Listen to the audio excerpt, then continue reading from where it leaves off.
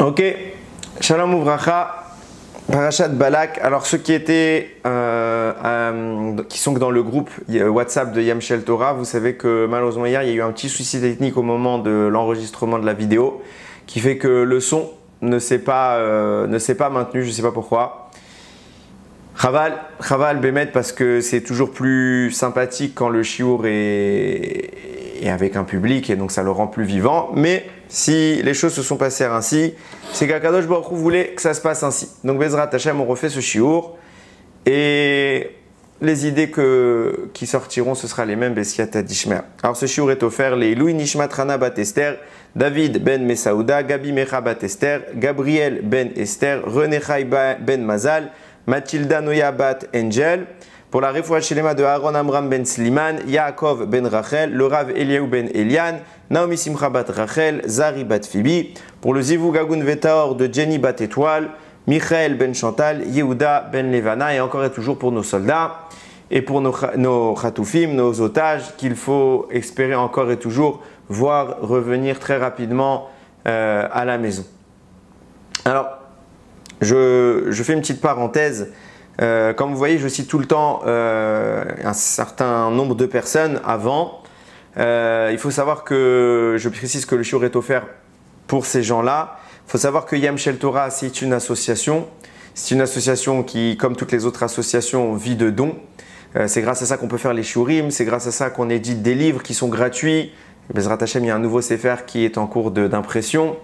Et c'est grâce à ça que personnellement j'ai de quoi manger, Bezrat Hashem, que ça puisse continuer. Donc c'est pour ça que je me permets encore et toujours de remercier toutes ces personnes qui, yom nous soutiennent.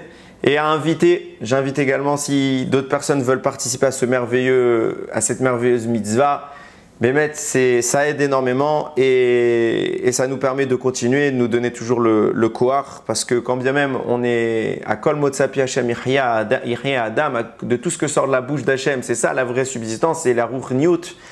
Malheureusement, on est toujours astreint à cette parnassa, à ces dépenses financières. Et oui, tout a un coût, Donc on s'en remet à Hachem et on appelle à la générosité de chacun sans être non plus trop insistant, chas v'shalom.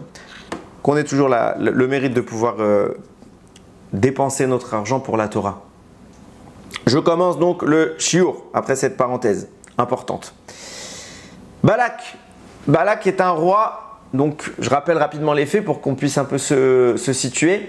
Balak est un roi qui est nommé suite aux événements récents des parachiotes qui sont passés. On voit que le Ham Israël, donc déjà il y a 40 ans on est sorti d'Égypte, donc on se prépare à rentrer en Israël. Il y a 40 ans on est sorti d'Égypte et avec monts et merveilles, il y a eu des miracles extraordinaires. Depuis la traversée de la mer, les gens de Pélishtim, les Pélishtim ils sont saisis de terreur. Ils ont très peur de ce qui va se passer. Bon, ils ont eu un petit répit parce qu'on a fauté, donc on a été bloqué dans le désert pendant 40 ans. Bon, maintenant, ça y est, on arrive au terme de ce temps et le peuple juif commence à faire quelques guerres. On a vu la semaine dernière Sichon et Og, les deux rois terrifiants qui étaient à la périphérie d'Eretz Israël. On a gagné de façon radicale, miraculeuse, spectaculaire. Et tout le monde était dépendant un petit peu de ces rois. Et là, Balak, il voit, et les contrées qui l'accompagnent, il voit qu'on est un peuple particulier qui ne fonctionne pas d'après les lois de la nature, qui a des critères de victoire qui sont pas très rationnels, donc ils sont quand même assez inquiets. Donc ils vont nommer un roi de circonstance. Ça, c'est Balak. Donc Balak est nommé pour l'occasion. Chercher une solution face à la question juive. Ce n'est pas quelque chose de nouveau dans l'histoire. Qu'est-ce qu'ils vont faire? Bon, en même temps, eux, on venait quand même pour se battre contre eux. Il envoie des espions, analyser les techniques, comment fonctionne leur armée, etc. Et la réponse est terrifiante. Nous ne nous battons pas de façon conventionnelle. Le peuple juif ne se revendique pas de la force de ses bras, ne se revendique pas de son armée. Le peuple juif se revendique de sa proximité avec Akadosh Baruch Hu. Et ça, c'est pas normal. Les autres peuples ne conçoivent pas cela. Donc Balak est nommé pour cela, pour trouver une solution à ce problème. Balak réfléchit en se disant, bon, ils ont une arme, c'est leur parole. Je connais un monsieur qui a une arme dans sa parole, qui est efficace, qui à chaque fois qu'il ouvre sa bouche, c'est terrifiant ce qui se produit. C'est Bil'am. Bil'am, c'est l'antithèse de Moshe Rabbeinu. Comme j'aime à le rappeler, je sais que je le dis dans toutes les vidéos sur le sujet, je dis ce que Moshe peut faire, Bil'am entre guillemets peut le défaire. C'est le prophète des nations. Donc ça veut dire que toutes les forces du bien, lui il a les mêmes en force du mal. Et il n'était pas censé se servir de cette énergie pour cela. Il l'a détourné à mauvais escient puisque Hachem l'a donné, l'a mis en position d'avoir de grandes capacités pour qu'il puisse aider les nations et puis pour qu'ils aient un équivalent à Moshe Rabbeinu. Malheureusement, ils ne vont pas s'en servir à bon escient. Lui-même va se pervertir. Donc, ça donne un rachat.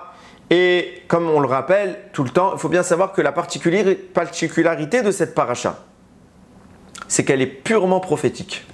Ça veut dire quoi? Je ne parle pas des prophéties qui seront dedans, dont on parlera un petit peu tout à l'heure. Je parle de la connaissance qu'on a des événements n'est issue que de la prophétie de Moshe, parce qu'en réalité tout se passe dans notre dos. Il n'y a pas un seul juif qui constate ce qui est en train de se passer. C'est Hachem qui va révéler à Moshe tout ce qui s'est passé à notre insu. Et donc elle a une particularité extraordinaire, c'est qu'Akadosh Baruch Hu vient nous raconter combien il prend soin de nous. Ma'arabu ma'asecha Hachem, combien ils sont extraordinaires tes actions à Kadosh Baruch Hu, parce que tu prends soin de nous, alors que nous, on dormait tranquillement sur nos deux oreilles. On n'était pas inquiets, on ne savait pas ce qui se planait sur notre tête. Il y avait un complot qui était en train d'être fomenté, appelé Bil'am, dont la capacité de malédiction est efficace pour Chas Shalom s'en prendre au peuple juif et complètement les retourner. Et à chaque fois que Bil'am maudit, ça marche. Des catastrophes se produisent. Donc on était en grand danger et on ne le savait pas. Baruch Hashem, Hashem encore une fois est intervenu. Et chaque fois que, donc on va raconter rapidement les faits, Bil'am est convoqué par Balak. Bon, il y a tout un échange, il y a une délégation qui va venir à 2 reprises. Et finalement, Bil'am accepte de suivre Balak. Et il va tenter, et tout ce qu'il va tenter va échouer. Et au lieu de malédictions terrifiantes, vont sortir parmi les plus belles bénédictions. C'est quoi les plus belles bénédictions? Il y en a qu'on écrit même dans nos synagogues, tellement elles sont belles. Il y a écrit Matovu Alecha Yarakov, Mishkenotecha Israël, qu'elles sont belles tes tentes Yarakov, tes demeures Israël. C'est pas Avraham qui a dit cette bracha, c'est pas Yitzhak, c'est pas Yaakov, c'est pas Moshe, c'est pas David, c'est pas Shlomo. Non, c'est Bil'am, un rachat, il va dire cette bracha. Et elle est tellement belle qu'on l'écrit dans nos synagogues. Et qu'est-ce qu'elle a de belle cette bracha? C'est la tzniut. Cette bracha, elle rappelle que les Bnei Israël ne mettaient pas leur maison face à face. Parce que si elles étaient face à face, alors je peux voir ce qui se passe chez toi. Il y a un vis-à-vis, quand j'ouvre ma porte, tu ouvres ta porte. Les tentes se font face, on sort en même temps. Peut-être qu'à l'intérieur, ta femme elle est en train d'arranger un petit peu sa tenue et que ce n'est pas 100% de tzniut, elle a le droit elle aussi de vivre. Et ça c'est assourd moi de voir. Et c'est aussi assourd pour elle d'être vue. Alors pour pas qu'on ait ce problème de voyeurisme, minimaliste, ça va durer combien de temps que j'ouvre ma porte et toi tu ouvres ta porte au même moment? 3 secondes. Les Bnei Israël, ils ont décalé les portes pour que ce que je vois, ce ne soit pas l'intérieur de ta maison. Bil'am, il voit ça, il dit Matovo Alecha Yaakov, Mishkenotecha Israël, qu'elles sont belles tes tentes Yaakov, parce que face à la tzniut de ce peuple, je ne peux rien faire. Ça les protège. Ils ont une garantie contre moi. Et cette force-là, elle va transformer les pires malédictions en plus belles bénédictions.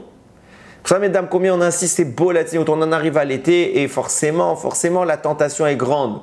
La avoda qui est entre vos mains, elle est extraordinaire. Il ne faut pas croire que c'est quelque chose de léger, c'est quelque chose d'extraordinairement important. Alors, tout effort qu'on peut faire à ce sujet, c'est un mérite terrifiant qui nous protège contre tous les maux qui pourraient chas v'shalom s'abattre contre nous.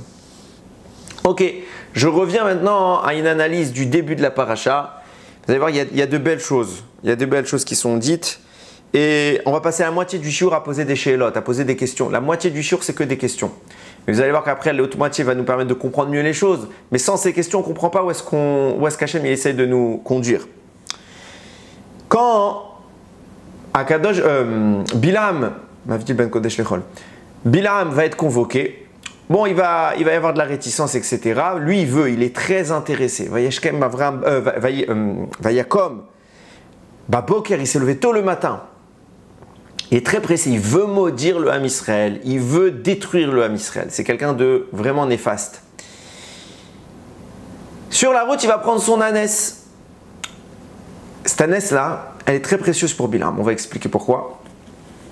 Et bon, il y a toute la délégation, il faut bien imaginer la scène. Bilam n'est pas seul, il a toute la délégation des notables envoyée par Balak.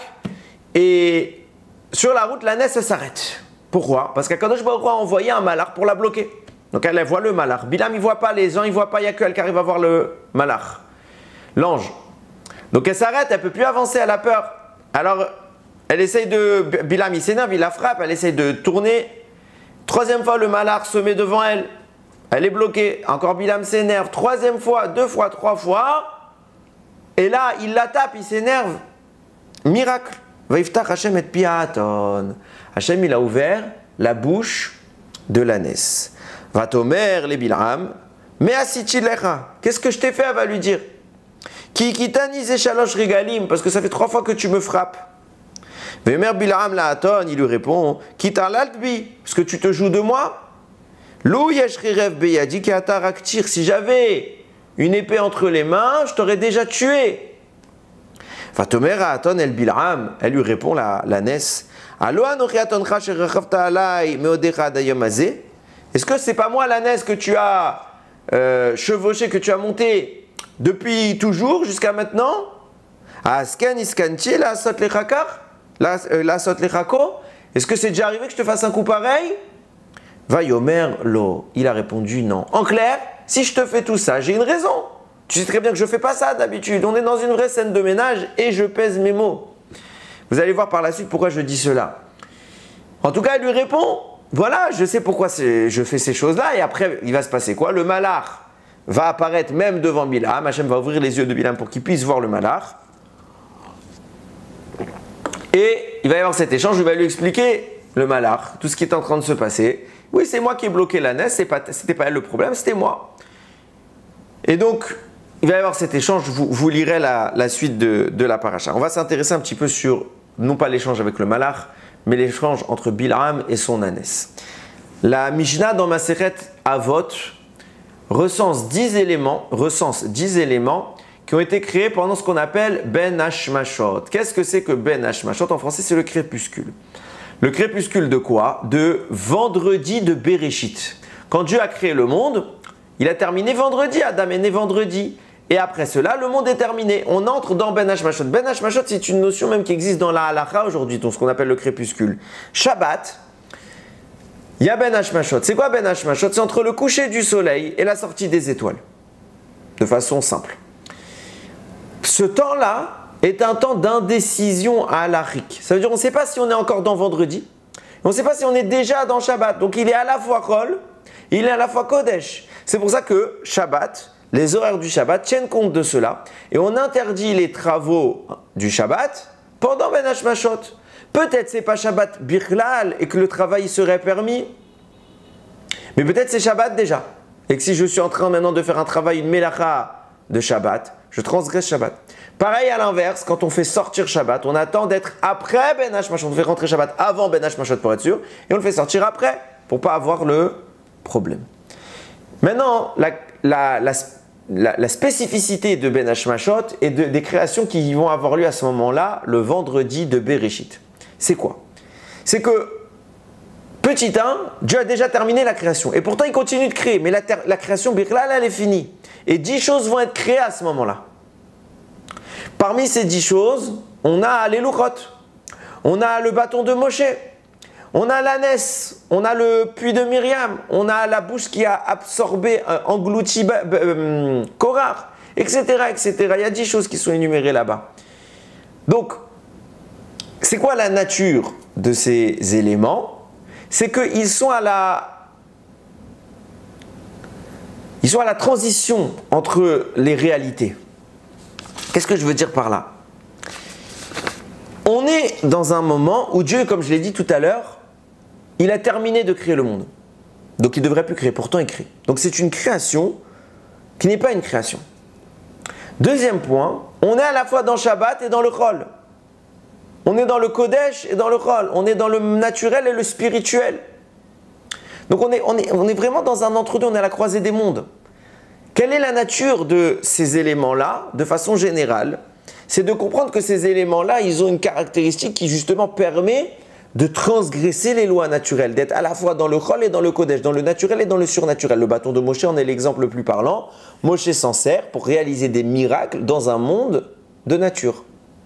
Donc vraiment, c'est des entités qui permettent, entre guillemets, de contredire la nature qui vient de terminer sa naissance. Ok. Sur cette base, j'ai une question qui est très simple, et ce n'est pas ma question. Elle est reprise par de nombreux commentateurs. Je comprends le bâton de Moshe qui fasse partie des 10 éléments, c'est quelque chose d'extraordinaire. Je comprends le puits de Myriam, c'est quelque chose d'extraordinaire. L'étape de la loi, quelque chose d'extraordinaire, etc., etc. Tout est extraordinaire. Tout ce qui est cité là-bas, c'est extraordinaire. Il y a une chose qui n'est pas extraordinaire. Pi Haaton, la bouche de l'ânesse qui se met à parler. Je m'explique pourquoi c'est pas extraordinaire. Bien sûr que c'est un miracle. Mais plus inutile que cela, à quoi il sert ce miracle? Il est tellement chachouv que Akadosh Baruch Hu, il dit, attends, dans la checklist qu'on a fait dans la Briat Haolam, il y a encore 10 choses absolument, attends, il ne faut pas qu'on les oublie ces choses. C'est quoi? Le bâton de Moshe, c'est le puits de Myriam, l'étape de la loi. Ouah, ça c'est vraiment, c'est important. Mais d'une ânesse qui va parler à Bilam, et en plus pour lui dire strictement rien, tu as besoin de faire une création particulière pour ça. Je m'explique. Qu'est-ce qu'elle a dit? On a lu les psukim. Elle va lui dire, j'ai rien fait. Voilà ce qu'elle lui a dit. Voilà ce qu'elle lui dit, rien de plus. Finalement, elle lui dit, pourquoi tu me frappes? Il dit, parce que tu m'embêtes. Elle dit, mais c'est pas ma faute. Voilà. Une scène de ménage, on a besoin de créer un miracle depuis 5000. Enfin, à l'époque, c'était pas 5000 ans, mais depuis 3000 ans. Il fallait tout prévoir. C'est tellement important que Dieu le fait à la fin. Et il le met au même niveau que les créations comme les louchot. Et il se passe quoi? Rien. Tu ne pouvais pas envoyer un malach directement. Pourquoi il faut que la naisse parle? De là, on comprend quoi? On comprend qu'il y a une importance et qu'on ne sait pas ce qu'elle vaut, cette parole de la naisse. Et c'est ça qu'on va essayer un petit peu de définir. Je vous ai dit que j'ai plein de questions, donc ça c'était la première. On va continuer.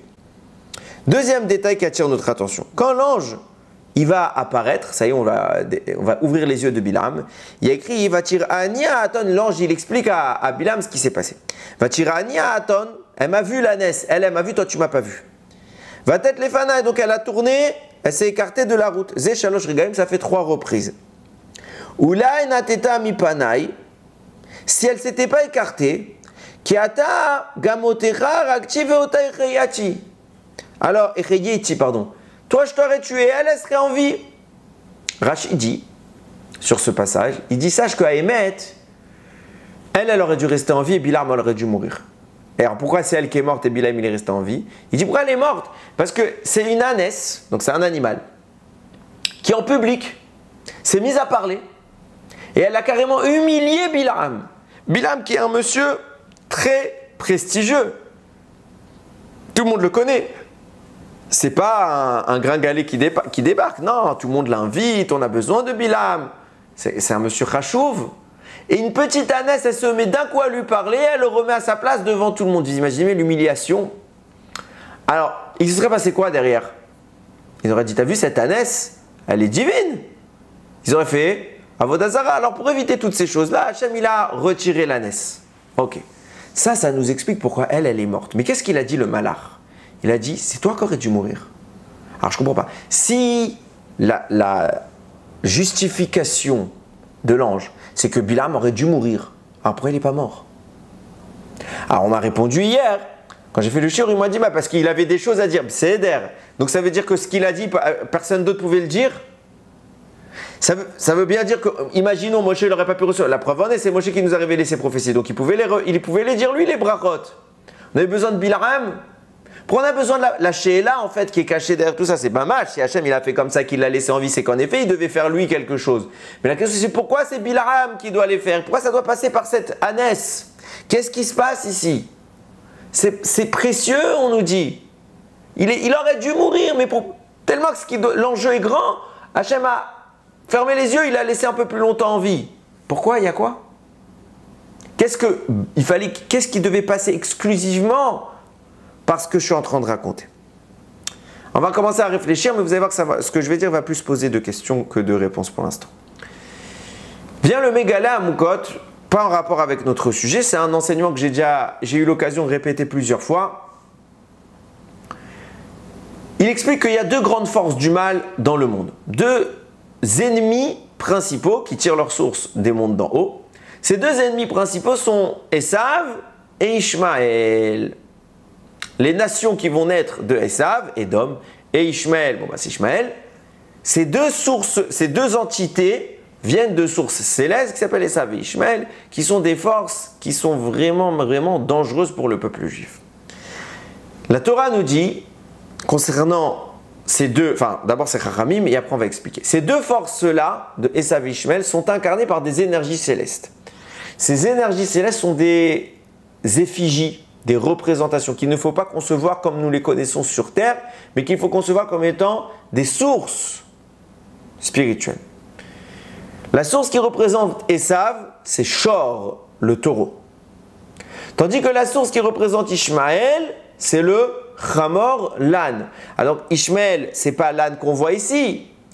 Le taureau, Esav, ce n'est pas le taureau qu'on voit ici. C'est Bachamaïm, il y a une énergie comme ça. Il faut savoir qu'ils existent dans le mal autant qu'ils existent dans le bien. Comme on a pu le dire la semaine dernière, Zé, Leumadze, Asa Elohim, l'un en face de l'autre, Akadosh Baruch Hu les a faites. Donc tout ce qui existe dans le bien existe dans le mal et réciproquement. C'est tellement concret, ces énergies-là, ces représentations-là dont je parle, que la Torah nous interdit l'otacharosh beshor uvachamor yardav. Tu ne vas pas aller labourer ton champ avec un taureau et un âne ensemble. Sens premier, ça s'appelle Tsar Balechaim, tu vas faire souffrir un des deux. Pourquoi? Parce que le taureau, il est très puissant, l'âne, il est beaucoup moins puissant. Donc quand la charge du taureau va avancer, avec la force qui est la sienne, l'âne, il n'aura pas autant d'énergie que le taureau, donc il va devoir forcer beaucoup plus. Et donc tu vas le faire souffrir, ça c'est assourd. Ça c'est le sens rationnel et moral que la Torah nous donne déjà. Même avec les animaux, il faut avoir une certaine morale. Sens plus profond, nous dit le Mégalé Amukot. De quoi on parle? On parle de mélanger le taureau, Esav, l'entité spirituelle du taureau, avec l'âne, Ishmaël.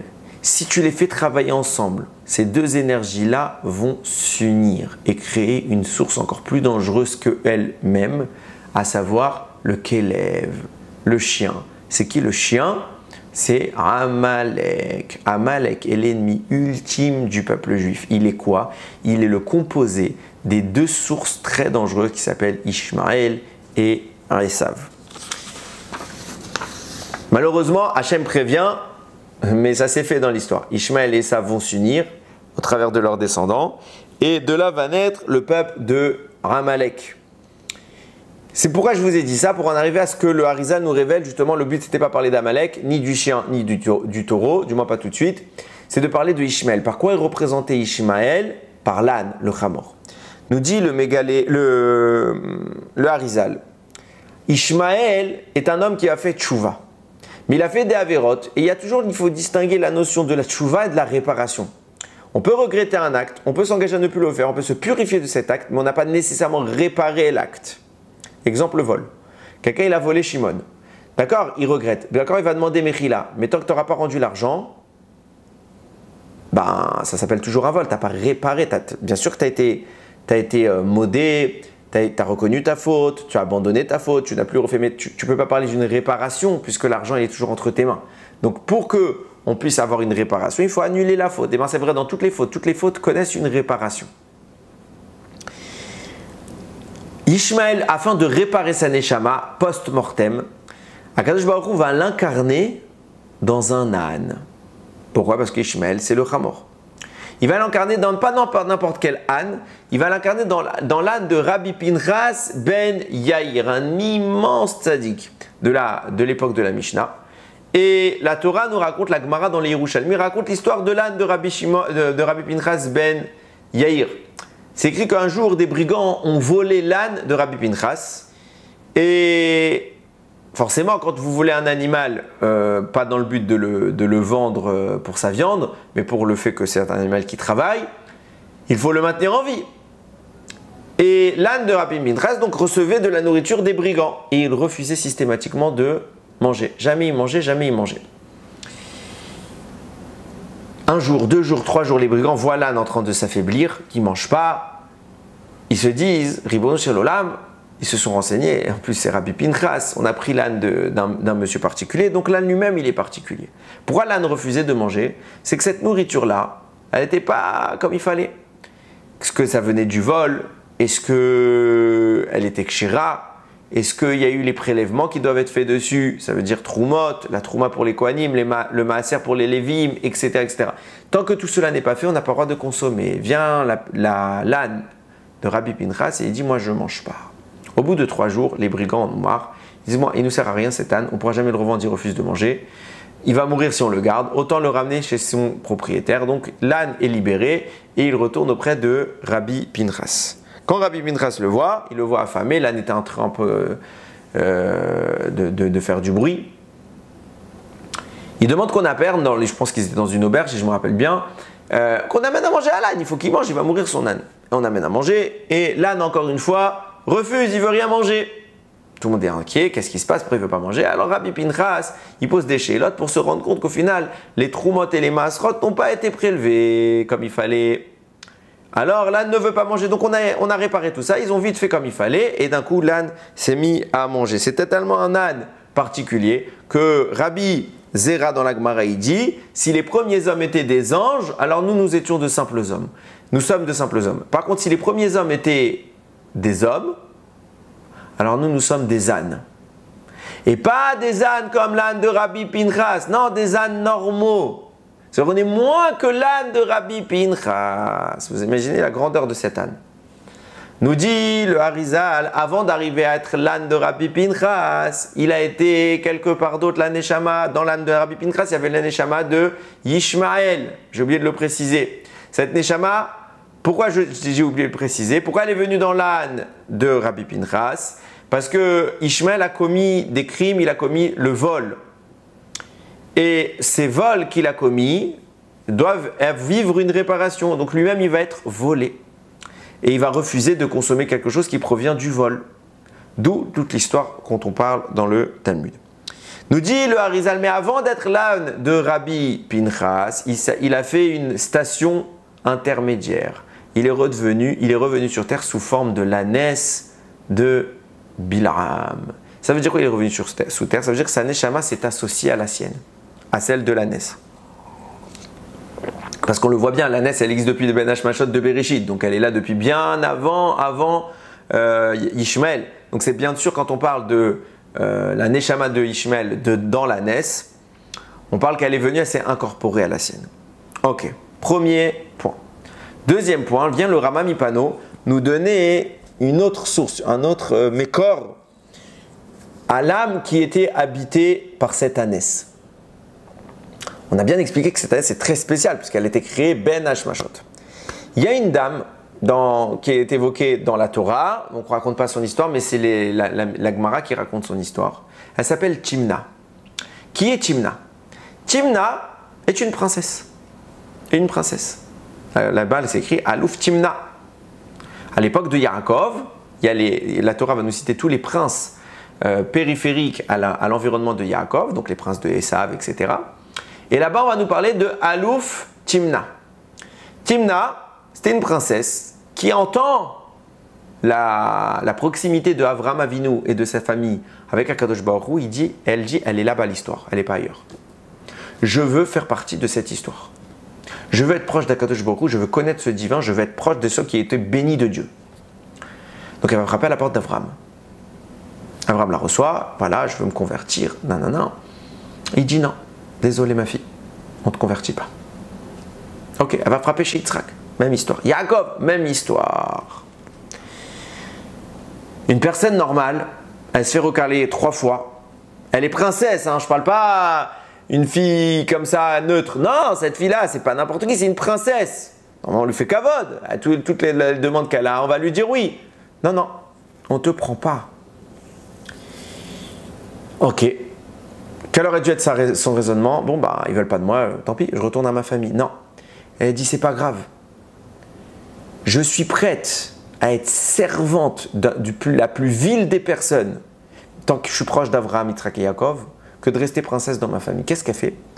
Elle va chez Eliphaz. Qui est Eliphaz? Eliphaz, c'est le fils de Esav. Donc vous imaginez déjà Esav, c'est un peu le mis de côté de la famille. Pourquoi? Parce que c'est un rachat. Même si Yitzhak, son père, l'aimait énormément, dans l'histoire, il ne va pas être retenu. C'est quelqu'un qui va se pervertir et profaner le nom d'Hachem. Eliphaz, c'est le rachat, fils du rachat. Ce n'est pas une personne recommandable. Elle a dit, moi qui étais princesse, je suis prête à être la servante de Eliphaz, même si je ne suis pas réellement dans la famille d'Abraham de façon directe, du côté de la... C'est pas grave, tant que je peux un petit peu m'approcher d'eux, Kedaï, j'abandonne toute ma fortune, je suis la servante d'Eliphaz. Nous dit la Gemara là-bas, de là est sorti quoi? Elle va s'unir avec Eliphaz. Est sorti Amalek, le peuple, le plus grand ennemi du peuple juif, c'est Amalek. S'il y a un peuple qu'Akadosh Baruch Hu a en horreur, c'est Amalek. Timche et zerer Amalek, Akadosh Baruch Hu dit efface-le. Je veux même plus qu'on se souvienne de lui. L'ennemi ultime, Amalek. D'où il vient? De cette Timna qui s'est mariée avec Eliphaz. Viens, la Gemara dit pourquoi il est sorti de là-bas, Amalek? Parce que les Havot n'avaient qu'à pas refuser Timna. Il ne fallait pas qu'il la recale. Alors, donc ça c'est ce que je disais. Il y a plusieurs questions. Première chose, nous dit le Rama Mipano.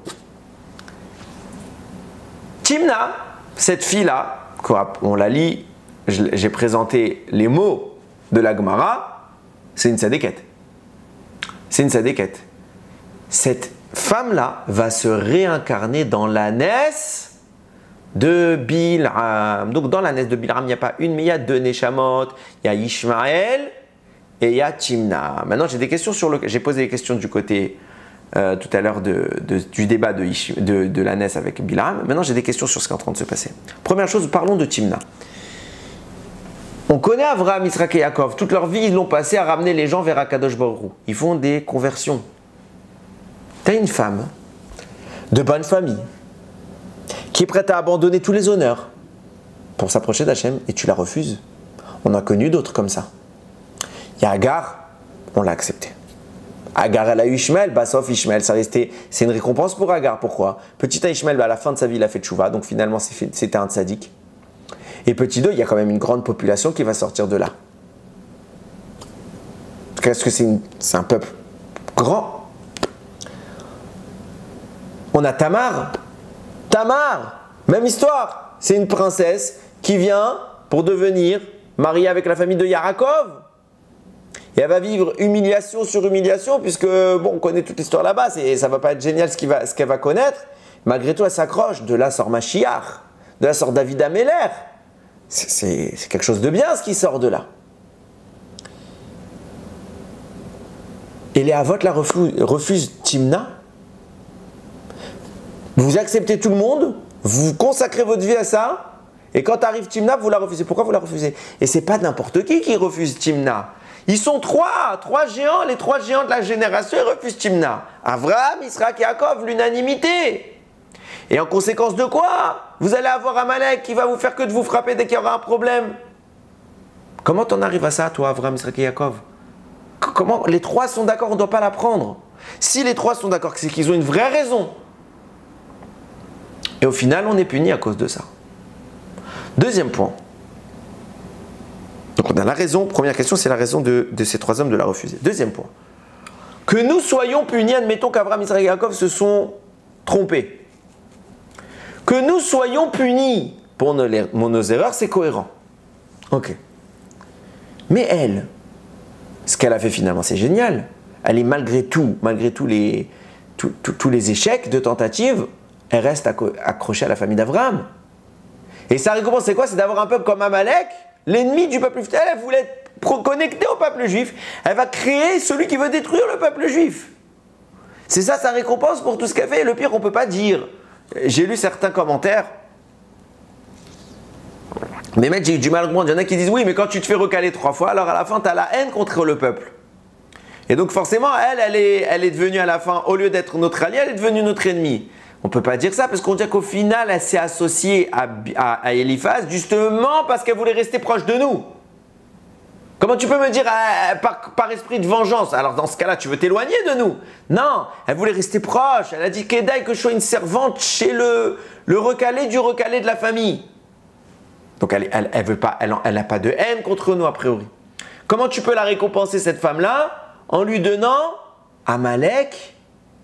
Donne-lui un peuple génial. Donne-lui une Neshama de Tzadik. Donne-lui un David Améler. Donne-lui quelque chose. Rien. Amalek. Timche. Efface-le celui-là. On a du mal à comprendre. Troisième point, sur ce passage, il y a un micmac, il y a une tchakchouka qui est en train de se faire là. On a dans la NES qui vient de Ben Hashmashot, qui a été créée depuis Bereshit, qui est extraordinaire, miraculeuse, tout ce que tu veux. On a la Neshama d'un premier, c'est Ishmaël. On a la Neshama de Timna. Pourquoi tout ça? Pourquoi Kadosh Baruch Hu il les a mises là? On est en train de faire le tikkun de ces Neshamot. Comment il y a un tikkun ici? Quel est le rapport? Il faut que ce soit cohérent. Où il est le lien entre tout ça? On continue. Il y a écrit, je continue dans les questions pour l'instant. Quand Akadosh Baruch Hu autorisera Bilam à autoriser Bilam à partir, il écrit Vayakom Bilam Baboker Vayachavosh et Atono. Bilam s'est levé tôt le matin et il a attelé lui-même, il a sanglé son ânesse. Vayelech Imsarim Moav, il est parti avec les princes de Moav. Rashi commente. Il dit, on voit qu'il y a une similitude entre les psukim. Il y a écrit, Bilam s'est levé tôt le matin, il a sanglé son ânesse. Il y a écrit la même chose avec Avram au moment de la Kedat Yisrak. Vayashkem Avram Baboker, Avram s'est levé le matin, Vayachavosh et Hamoro, et il a chevauché son âne. Donc il s'est occupé personnellement de tout cela pour montrer combien il était zélé dans la pratique des mitzvot. Bilam fait la même chose et vient à Kadosh Baruch Hu, il lui dit Ahmar, tu crois que ton zèle va permettre d'atteindre mes enfants? Sache que leur père il t'a devancé et que quand lui le matin il s'est levé tôt, toi tu te levais tôt, il a annulé ton lever matinal. Quand il a sanglé son âne, toi tu es en train de sangler ton ânesse, Avram il a déjà annulé ton acte. Comme ça il dit Rashi, comme ça ils disent tous les chachamim. Mais je ne comprends pas. Quel rapport? Pour que une mitzvah puisse annuler un décret, une tentative de s'en prendre au peuple juif. Il faut que cette mitzvah soit liée. La Hakeda, je ne vois pas tout de suite de rapport entre la Hakeda et les événements de Bilam. Ah, il y a une ânesse, etc. La Hakeda, c'était des brachot, Bilam, il voulait maudire, j'ai tout eu. Il n'y a aucun problème. Ce n'est pas directement lié.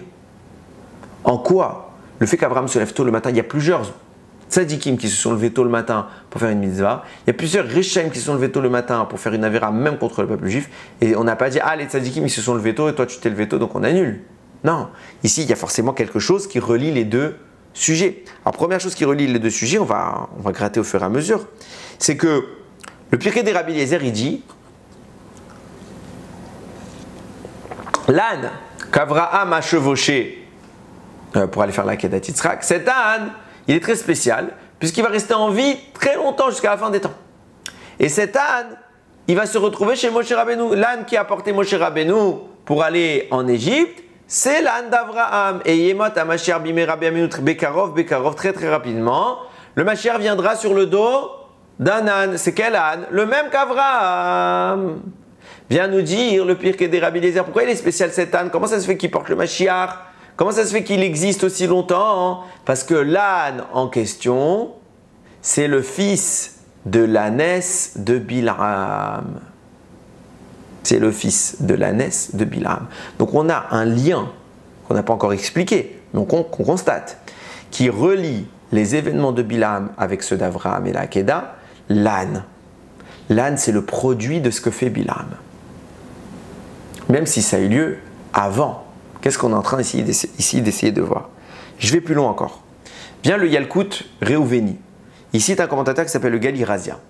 Et là-bas, il dit, au moment où Akadosh Baruch Hu, il a vu que Bilham sortait avec l'ânesse le matin pour aller justement s'en prendre au peuple juif, il a dit alerte générale Bachamaim.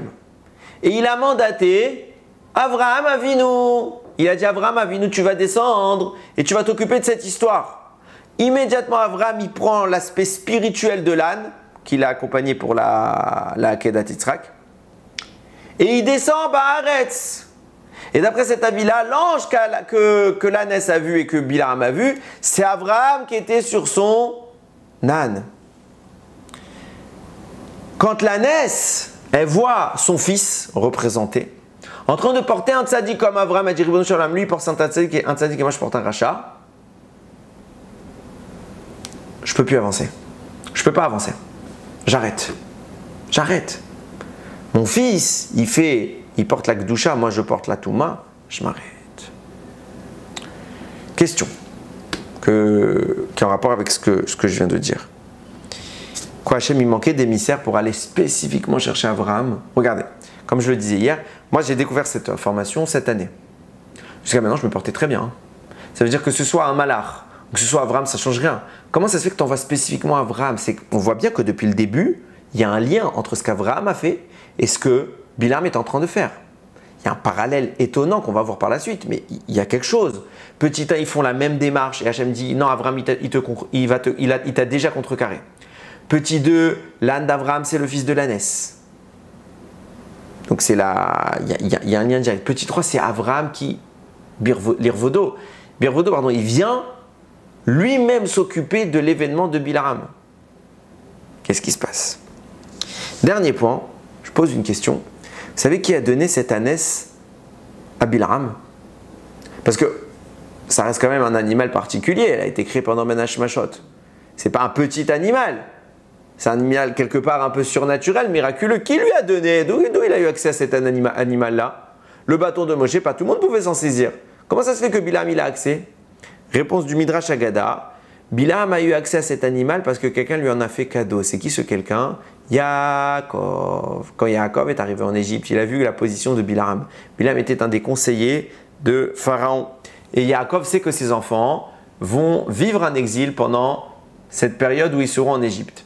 Et devant cet exil, il a peur que les Réchaïm, le rachat, qui est Bilham, un des conseillers de Paro, il a peur qu'il donne des conseils à l'encontre du peuple juif. Donc il va quelque part lui graisser la patte, le soudoyer, pour lui dire voilà, on est en bon terme, t'as vu, je t'ai fait des cadeaux, ne fais pas du mal à ma descendance. Donc première chose qu'on voit, on voit combien Bilham c'était un pourri, parce que malgré les cadeaux qu'il a reçus, il n'y a rien à faire.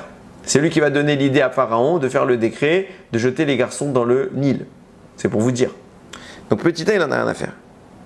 Petit 2, tu veux lui graisser la patte, tu veux essayer de le convaincre. Tu lui donnes quelque chose d'aussi précieux, quelque chose d'entre les mondes. Donne-lui des vaches, donne-lui d'autres ânes, plein même, aucun problème. Mais celui-là, comment tu peux les donner quelque chose d'aussi kadosh à quelqu'un d'aussi rachat? C'est pas cohérent. Comment Yaakov il n'a pas pensé à ça? Qu'est-ce qui se passe? C'est grave ce que tu es en train de faire. Tu donnes un miracle entre les mains d'un rachat. On va essayer de réfléchir un petit peu et on va s'appuyer sur ça, sur le Harizal. Maintenant que j'ai posé les questions, au Hachem, ça fait 44 minutes que je pose des questions. Chasdei Hachem. On va pouvoir entamer le raisonnement qui va nous permettre d'avoir une idée clalite générale de ce qui est en train de se passer. Viens nous dire le Harizal, il va nous révéler un petit peu la nature profonde de cette Timna dont je vous ai parlé tout à l'heure. Qu'est-ce qu'elle a de spécial? Il faut savoir, et j'ai expliqué plusieurs fois, mais là je ne vais pas du tout rentrer dans le détail, je vais baser ça comme un axiome, que notre monde est très distant des premiers mondes. Il y a une série de mondes qui nous séparent. Donc ce qui existe ici, c'est toujours une source d'un monde supérieur qui vient quelque part avoir une représentation dans un monde inférieur, qui est plus bas que la source. Dans les mondes supérieurs, nous dit le Harizal, il y a Yaakov et sa famille, il y a les femmes de Yaakov, Rachel et Léa, et Bilha et Zilpa également. Il nous dit, le Harizal, ces sources-là qui nourrissent la famille physique et terrestre de Yaakov, dans le ciel, ils ont une autre source qui s'appelle Timna. Timna vient de la même origine, la même source que Rachel et Léa. Ce qui explique pourquoi elle va vouloir se marier avec Yaakov, parce que justement, elle estime être son épouse. Elle va tenter avec Abraham, elle va tenter avec Yitzhak, etc. Mais c'est Yaakov qui va être à la fin le dernier, et parce que c'est Yaakov qui doit fonder le foyer du peuple juif, le noyau du peuple juif. Alors pourquoi il la refuse? Qu'est-ce qu'elle a de différent? Pourquoi quand il voit Rachel et Léa tout de suite il accepte, quand il voit Timna il refuse?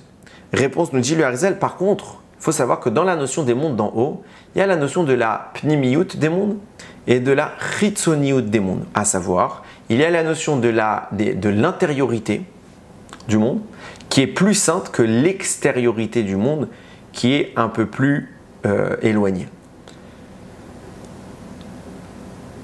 Mon âme est en moi, ce qui veut dire qu'elle est quelque chose de plus profond. Mon corps est la périphérie, donc il est quelque chose qui est au contact du monde extérieur, du monde de la nature, du monde de la matière et donc du monde du mal. C'est exactement le même principe qui régit les mondes en haut. Plus on est pnimi, plus on est saint, plus on est intérieur, plus on est saint, et plus on est distant des forces du mal. Plus on est extérieur, plus on va commencer à incarner la rigueur. La rigueur n'est pas mauvaise, la rigueur est positive. Mais puisqu'elle est extérieure, donc elle est au contact de l'extérieur, et à la frontière, là où se termine la rigueur, commencent les forces du mal. C'est pour ça que généralement dans l'esprit commun, la rigueur est perçue comme quelque chose de mauvais. Non, la rigueur est bonne. Par exemple, un parent qui va sanctionner son enfant, c'est de la rigueur. Et elle est positive, elle est nécessaire, elle est bonne, il fait ça pour le bien. Mais l'enfant le perçoit comme mal. Pourquoi? Même nous, parfois, on se dit, Ribono Shel Olam, ça me fait de la peine ce que j'ai fait, même s'il faut le faire. Ça fait parfois de la peine de voir nos enfants pleurer. Pourquoi? Pourquoi la rigueur, qui est une chose bonne, on la voit parfois comme difficile et mauvaise? Mais parce que collé à la rigueur, là où se termine la rigueur, commence ce qu'on appelle les klipotes, les forces du mal, qui viennent essayer de grignoter un petit peu de la Gdusha. Timna, elle est de l'envergure des femmes de Yaakov, mais elle est à la périphérie. Et forcément, puisqu'elle est à la périphérie, autour d'elle se grève une intensification des forces du mal. Et c'est quelque chose de très très corrosif, très très puissant. Donc viennent Abraham, Yitzhak et Yaakov, ils lui disent, ma fille, c'est pas que t'es une mauvaise. À l'intérieur de toi, on voit d'où tu viens. Mais c'est pas pour ça qu'on peut t'accepter, on a un problème. Quel est le problème? C'est ce qu'il y a autour de toi. C'est dangereux ce qu'il y a autour de toi. Et tu n'as pas encore réussi à l'écarter. Je m'explique pourquoi je ne dis pas encore réussi. Parce qu'il existe des notions qui sont également à la périphérie, qui sont une rigueur très puissante, mais qui sont tellement hautes que les forces du mal ont peur de s'approcher. Ils arrivent par leur prestance à les repousser. Timna est très sainte, mais elle n'est pas encore arrivée au moment où par sa simple présence, même si elle est de la rigueur, les forces du mal ne veulent pas s'approcher d'elle. Donc encore aujourd'hui, quand elle arrive devant les Havot, elle a une source en elle qui est impure. Pas elle est pure. Mais elle n'a pas réussi à écarter l'impureté qui la suit partout. Donc viennent Abraham, Yitzhak et Yaakov, ils disent, c'est pas toi le problème, c'est ce qu'il y a autour de toi. Et ça c'est dangereux, pourquoi? Parce que ça va infiltrer notre descendance, ça va infiltrer nos enfants. Et de là vont naître des enfants qui vont malheureusement être poursuivis par les forces du mal, les forces de l'accusation. Et ça, on ne peut pas se le permettre. À Mavdil, c'est comme si je disais quelqu'un, votre enfant vient vous présenter son futur marié ou sa future mariée. Un bon parti, quelqu'un de très bien. Sauf qu'il a une maladie très grave. Maladie qui peut se transmettre génétiquement, mais très très grave. Très très très très très grave. Faisant que les enfants qui vont sortir de là vont être très atteints. Très atteints. Est-ce que vous, parents, même si la personne elle est très bien, est-ce que vous voulez vraiment qu'ils se marient les enfants et que les enfants qui vont naître, on ne parle pas de peut-être, ils vont être obligatoirement impactés par cette maladie qui va pas leur permettre d'exister comme il faut? C'est pas évident. Et c'est ça le raisonnement. C'est ça exactement le raisonnement d'Abraham Israël. C'est pas que toi on t'aime pas. C'est pas que toi tu es un problème. C'est ce qu'il y a autour de toi qui va entrer dans notre famille et qui va provoquer des risques. Et ça, on ne peut pas se le permettre. On ne peut pas se le permettre. Ah, vous allez me dire, bah, ils ont raison. Pour que vous puissiez concevoir à quel point Timna, ce n'est pas quelque chose de tamé. C'est quelque chose de tahor. Nous dit le Harizal, ailleurs. On sait que la Torah, ce n'est pas une histoire. Elle est habillée sous forme d'une histoire. Mais en réalité, la Torah, nous dit le Ramban dans l'introduction sur la Torah, la Torah, c'est une combinaison des noms d'Akadosh Baruch Hu. C'est une gdusha extrêmement grande. C'est une combinaison des noms d'Hachem. Et tout ce que tu vois dans la Torah, sache qu'en réalité, c'est des émanations du divin. Et le Harizal va nous révéler l'origine de Timna, où elle est insinuée dans la Torah. Et quand on trouve une insinuation d'un personnage dans la Torah, ça nous qualifie l'essence qui l'anime. L'essence qui anime Timna nous est révélée par David Améler dans le Teilim que tout le monde connaît et qu'on chante tout le temps. Torah Hashem Temima. Je lis le pasuk entier. Torah Hashem Temima, Beshivat Nafesh Edut Hashem Neemana Markimat Peti. Torah Hashem Temima, la Torah d'Hashem, elle est parfaite. Mais Shivat Nafesh, elle réconforte l'âme. Edut Hashem Neemana, le témoignage d'Hachem, il est fidèle, il est authentique, véridique. Markimat Peti, il donne de la sagesse à celui qui est simple. Dans ce pasuk est insinué Timna Oussa, nous dit le Harizal. Vous prenez les initiales de Temima, Tav, Meshivat, Mem, Nafesh, Nun, Aedut, Aïn, Timna, Tet, Tav, pardon, Mem, Nun, Aïn, ça vous fait Timna, Temima, Meshivat, Nafesh, Aedut. Ce qu'on nous dit que la Torah elle est parfaite, qu'elle a un témoignage véridique, etc. C'est quoi? C'est Timna. C'est une gdusha exacerbée, c'est pas Stam. Mais le problème, c'est pas elle, comme je le disais tout à l'heure. Les Avot la refusent parce que à côté d'elle, autour d'elle, il y a une aura dangereuse qui pourrait contaminer leur descendance. Vous allez me dire, ils ont raison. Oui, ils ont raison. Oui, ils ont raison. Et vous allez comprendre ce qui est en train de se passer. Elle est tellement importante, cette Timna, qu'il écrit comme ça le Yarod des vaches. Tout le mérite d'Esav, tout son mérite qu'il a un jour dans l'histoire jusqu'à la fin qu'il soit détruit, Esav. Il vient de qui? Il vient de cette Timna-là, qui a été capable, elle s'est unie à sa famille, elle a donné un mérite à Esav, qui a été capable, de par sa grandeur, Timna, d'abandonner la grandeur pour devenir la servante du petit-fils rebelle de Yitzhak. Pas Stam. C'est pas Stam. Ce mérite-là, c'est ce qui fait qu'Esav se maintient. C'est pour ça que nous dit le Yarod des vaches, on le sait, Ramim nous le dit plusieurs fois, seuls les descendants de Rachel pourront vaincre Esav, pas les descendants de Léa. C'est les descendants de Rachel, donc les descendants de Binyamin et de Yosef, qui pourront vaincre Esav. Pourquoi? Quel rapport? Pourquoi c'est Rachel et pas Léa? Réponse du Yarod des vaches. Parce que Rachel est celle qui a fait exactement la même chose que Timna. Qu'est-ce qu'elle était, Rachel? Elle était la promise de Yaakov, celle qui était inscrite dans l'histoire du peuple juif, comme la maman du peuple juif, la femme du Bérir Sheba Avot, le plus haut des trois Avot, le plus choyé des Avot. C'est elle qui est officiellement cette femme-là. Elle a un rôle. Elle va bâtir le Ham Israël. Elle dit quoi? Elle dit, moi, je dois bâtir le Ham Israël. Et elle voit sa sœur pleurer. Elle dit, j'abandonne tout. Mon père a mis Léa. Si, au moment du mariage, je dénonce Léa, Léa se fait humilier. J'abandonne tout. Je suis effacé, parce qu'à ce moment de l'histoire, elle ne sait pas qu'elle va malgré tout se marier. Qu'on m'efface, mais que ma sœur ne pleure pas. Elle a été pas capable de monter, de descendre depuis toute sa hauteur, tout en bas, de tout perdre. Comme elle a fait Timna. Donc le mérite de Rachel est seul qui peut contredire ça, parce que Esav profite du mérite de Timna. Maintenant qu'on a compris ça, réapparaît la question que j'ai posée tout à l'heure, la question du mérite. On voit que Timna, finalement, c'est une personne extraordinaire. Elle est très haute, c'est pas de sa faute tout ce qu'il y a autour d'elle. Et malgré cela, elle accepte la décision des Havot, elle se soumet, elle est prête à tout abandonner. Récompense à Amalek, Pareil, les Avot, on voit qu'ils ont raison, Bassof, à émettre, ils ont raison de refuser Timna. Vous auriez accepté, vous? Non? On veut pas? Pas parce qu'on n'aime pas la personne, parce qu'on craint pour la suite? Et on a une bonne raison, on parle de raison ici médicale. Là, il y a la médecine du corps, il y a la médecine de la Neshama. Abraham, Yitzhak, Yaakov, ils savent le risque que ça représente. Alors ils disent non. Alors comment ça se fait que la récompense pour tout ça, c'est Amalek, pour Etimna et les Avot? Alors, pour répondre, je vais rappeler quelque chose. C'est un principe qu'on voit à plein de fois dans la Torah. Ok? Donc je ne vais pas tous les citer, mais je vais choisir juste un élément que tout le monde connaît pour pouvoir le donner en exemple et que tout le monde puisse facilement se familiariser à ça.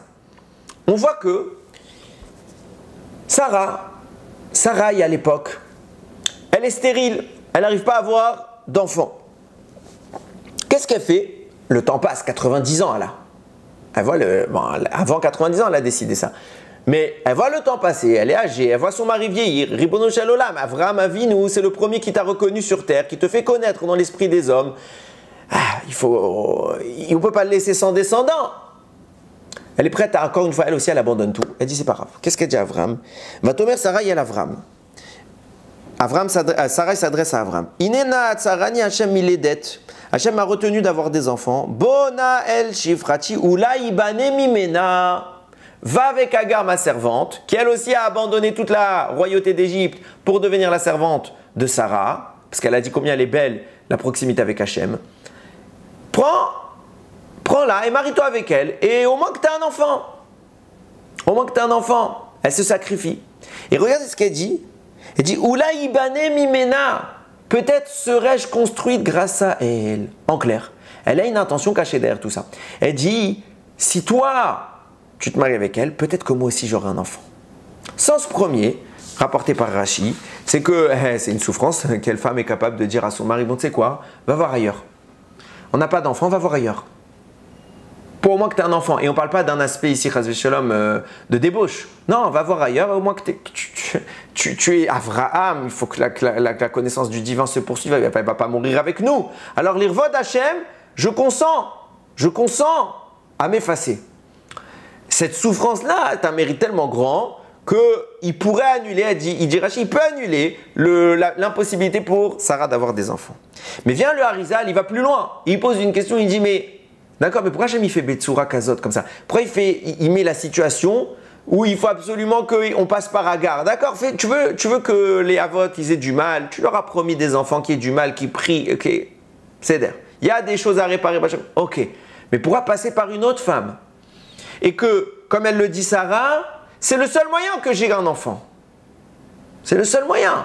Quel est le rapport? Réponse, le Harizal rappelle, et c'est dans plein d'endroits, c'est qu'Abraham est le premier qui va commencer à repousser les effets négatifs de la faute. Depuis le début de la création du monde, les hommes faute, on accumule un climat d'impureté. Et le premier qui refuse ce climat d'impureté, c'est Abraham. Maintenant, Abraham, il est le fils de Réchaïm, et lui-même, il a été impacté par cette impureté. Il faut la chasser, cette impureté, et il sait ce que c'est que la difficulté de chasser cette impureté. C'est pour ça que quand Timna va venir, il ne va pas vouloir cette impureté autour. Environnante qui rentre dans la famille. Donc il commence à faire le travail, il fait des efforts, il se rapproche. Mais maintenant, il y a un moment, certes il va prendre le traitement, mais il a une tumeur. Il a une tumeur dangereuse qui correspond à de l'impureté. Il faut enlever cette impureté. Qu'est-ce qu'il fait? Qu'est-ce que Sarah lui donne comme solution? Et Sarah va lui expliquer à Abraham. On ne peut pas apporter la Neshama qui s'appelle Yitzhak. Pourquoi? Parce que cette Neshama n'est pas compatible avec l'impureté que toi tu connais aujourd'hui et que moi aussi je connais. Donc il faut absolument qu'on arrive à évacuer cette impureté. Même si on se rapproche d'Hachem, on a une limite dans notre rapprochement. Pourquoi? Parce qu'on a une maladie spirituelle qui est l'impureté du serpent. Et c'est ça qu'il faut enlever. Maintenant, pour enlever cette impureté, on va fonctionner par attraction. Moi, Sarah, je suis une sadéquette. Moi, j'ai fait l'effort de me raffiner. Toi, tu as fait l'effort de te raffiner. Ni toi ni moi ne sont maintenant en mesure d'enlever cette impureté parce que c'est plus notre monde. C'est plus notre monde. Il faut quelqu'un qui est en rapport avec ce monde pour faire réagir cette impureté. On a Agar. Pas qu'Agar est une mauvaise. On a vu que c'est une sadéquette. Mais elle n'est pas aussi haute qu'Avraham et Yitzhak. Avraham et Sarah. Donc elle peut encore agir avec cela. Quand tu vas t'unir avec elle, la partie Kdosha qui est en toi, elle ne va pas vraiment à 100% réagir avec Agar parce qu'Agar ne peut pas monter à ce niveau. Avec quoi Agar va réagir? Avec la partie plus basse de toi, la partie que tu n'as pas encore réussi à enlever. Cette partie, c'est l'impureté que tu hérites depuis la faute d'Adam Arishon. Elle peut réagir dessus. Donc en s'unissant avec toi, Abraham, ce qui va réagir au niveau de vos Neshamot, c'est la partie qui correspond à Agar. Et cette partie-là, c'est ce qui m'empêche d'avoir des enfants, parce que nous, on doit réagir qu'en haut. Donc Abraham va s'unir avec Agar de là, la partie impure d'Abraham va sortir et va faire naître Ishmaël. Ah, vous allez me poser la même question. Agar a fait du travail bien et elle a un rachat, enfin, elle n'a pas la descendance d'Abraham. Alors Ishmaël, première chose, c'est pas un rachat. Il a commencé rachat, il a fait tchouva. Il a fait tchouva. Et deuxième chose, vous allez voir que c'est pas si mauvais. Et ça se continue après ce système-là, ce processus, ça se continue avec Yitzhak qui va avoir Rivka, qui va devoir enlever la deuxième partie négative qui est Esav. C'est pour ça qu'Esav sort en premier et après sort Yaakov qui va sortir intègre. Pourquoi je vous ai raconté tout ça? Pour vous expliquer le mécanisme. Ça veut dire que le mécanisme que je suis en train de raconter qui se reproduit dans d'autres endroits dans la Torah, c'est exactement ce qui va se passer avec l'ânesse de Bilam. Écoutez bien, écoutez bien. Et avant d'arriver à l'ânesse de Bilam, c'est ce qui s'est passé avec Timna. Timna, Avraham, Yitzhak, Yaakov lui disent « Mais toi, tu as de la Gdusha en toi. Mais en t'unissant avec nous, on ne pourra rien faire sortir de toi. Pourquoi? Parce qu'il faut d'abord que tu enlèves l'impureté qui est en toi. Comment tu vas enlever l'impureté qui est en toi? Est-ce que moi, je peux te l'enlever, Abraham? Non. Est-ce que Yitzhak peut te l'enlever? Non. Est-ce que Yaakov peut te l'enlever? Non, parce qu'eux, ils réagissent qu'avec la pureté. Il faut quelqu'un qui est impur, qui puisse s'unir au niveau de la Neshama avec toi et qui, lui, va pouvoir faire sortir ce système-là. C'est qui? Il faut quelqu'un d'impur, Eliphaz. Elle va avec Eliphaz et le substrat du mal qui l'entoure se décolle, du moins en partie, et va naître, va germer une concentration terrifiante de mal qui s'appelle Amalek. Ah, on a dit, mais comment elle peut être récompensée d'avoir Amalek? Mais c'est le plus beau cadeau qu'on pouvait lui faire. Pourquoi? Parce que maintenant Amalek n'est plus en elle. Il est en dehors d'elle. Il n'est pas chez nous, pour nous aussi c'est un cadeau parce que ça fait partie de la réparation de la faute d'Adam. Il n'est pas chez nous, il est en dehors de chez nous. À Mavdil, encore une fois, quelqu'un qui rase Véchalm, il a une tumeur et le médecin il va lui enlever la tumeur. Il va lui donner la tumeur vers cadeau. C'est un cadeau, une tumeur. Oui, quand il est plus à l'intérieur de mon corps, c'est un cadeau. C'est le fait que je l'ai expulsé de mon corps, le cadeau. Que je puisse le voir de mes yeux en face de moi. Ça signifie bien qu'il n'est plus en moi. Et ça, c'est quelque chose pour lequel je peux louer à Kadosh Baruch Hu toute ma vie. Donc quand on dit que Timna, comment ça se fait que Timna a été récompensée d'avoir Amalek? Baruch Hashem, elle a eu Amalek parce qu'elle a voulu s'éloigner des forces du mal. Amalek maintenant ne fait plus partie d'elle, il est extérieur à elle.